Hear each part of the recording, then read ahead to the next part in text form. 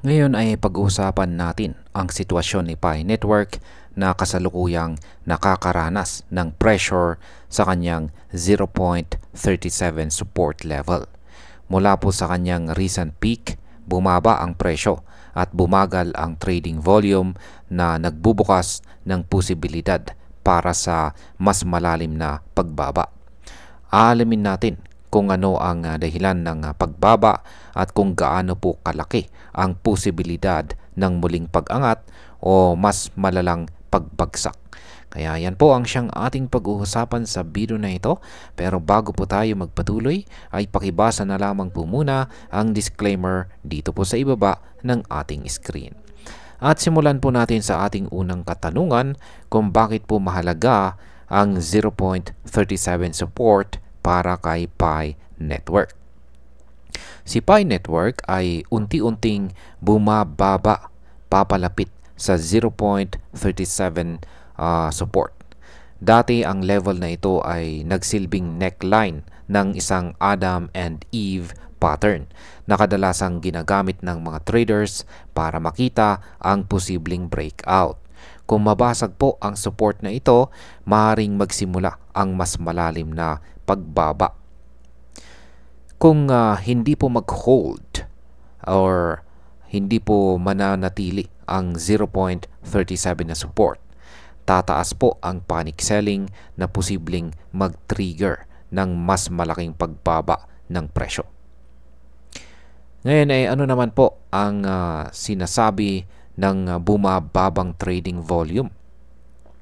Sa nakalipas po na 24 hours, bumaba ng halos 30% ang trading volume ni Pi Network.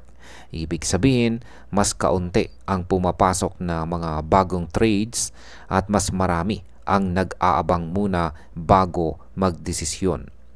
Ito ay tanda ng mababang market participation na maaring magpababa pa ng presyo. Kapag mababa po ang volume, mahina ang support para sa presyo at mas madaling bumagsak lalo lalo na po kung lumakas ang selling pressure.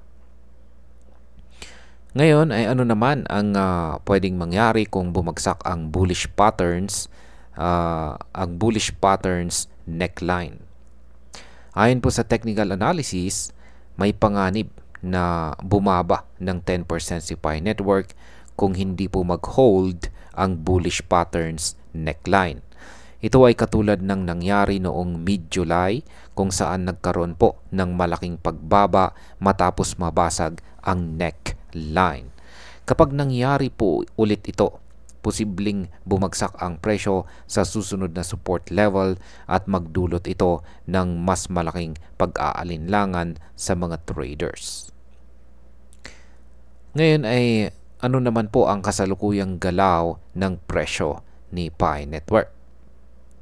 Sa kasalukuyan ay bumaba na ang presyo ni Pi Network sa ilalim ng 0.40 matapos umabot sa peak na 0.4661 nitong linggo.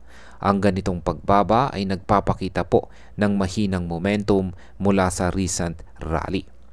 Ito ay indikasyon na mahirap para sa bulls na i-maintain ang mataas na presyo at mas malaki ang tsansa ng bearish continuation.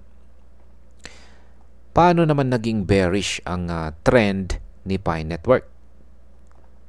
Hindi po kinayang lampasan at panatilihin ni Pi Network ang presyo sa ibabaw ng 200 period EMA na nasa 0.4253 na presyo. Dahil dito, bumagsak po ang presyo sa ilalim ng 0.40 support at 50 period EMA sa presyong 0.3884. Ito ay malinaw na bearish signal. Yan, kapag ang presyo ay nasa ilalim ng major EMAs, malaki po ang posibilidad ng patuloy na pagbaba at sell-off. Yan, bakit naman po kahawig ng July price action ang galaw ngayon? Ang biglaang pagbagsak ngayon ay kahawig po ng nangyari noong kalagitnaan ng July, kung saan hindi rin kinaya ni Pi Network na i-hold ang kanyang neckline at bumagsak ng 10%. Ngayon, papalapit na ulit siya sa neckline na nasa presyong 0.37.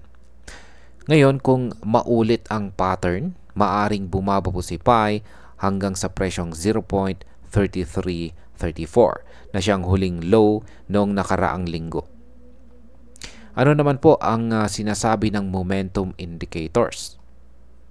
Ayan, ang RSI ni Pi Network ay nasa 43 na ngayon. Indikasyon ito na malapit pa sa neutral zone, ngunit may sapat pang puwang para bumaba bago maging oversold. Samantala, ang MACD naman ay nagpapakita po ng patuloy na pagbaba matapos magbigay ng sell signal nitong Lunes. Ngayon, kung magpapatuloy po ang bearish momentum sa RSI at saka MACD, mas lalakas po ang posibilidad ng mas malaking pagbaba ng presyo. Ano naman po ang dapat gawin ni Pi Network para mabalik sa bullish momentum? Yan, para muling magkaroon po ng bullish momentum, kailangan po ni Pi Network na makabalik sa itaas ng 0.40 at muling subukan ang 200 period EMA sa presyong 0.4253. Ito lamang po ang magbabalik ng kumpiyansa sa mga traders.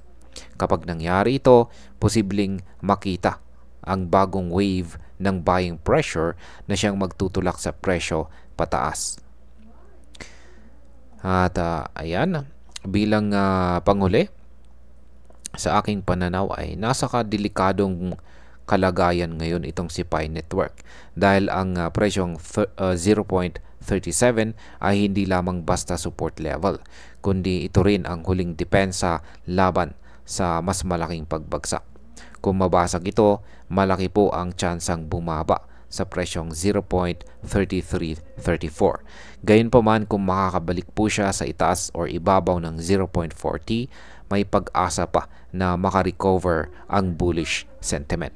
Kaya ang susi ay nasa trading volume at sa kakayahan ng market na magbigay ng sapat na buying pressure.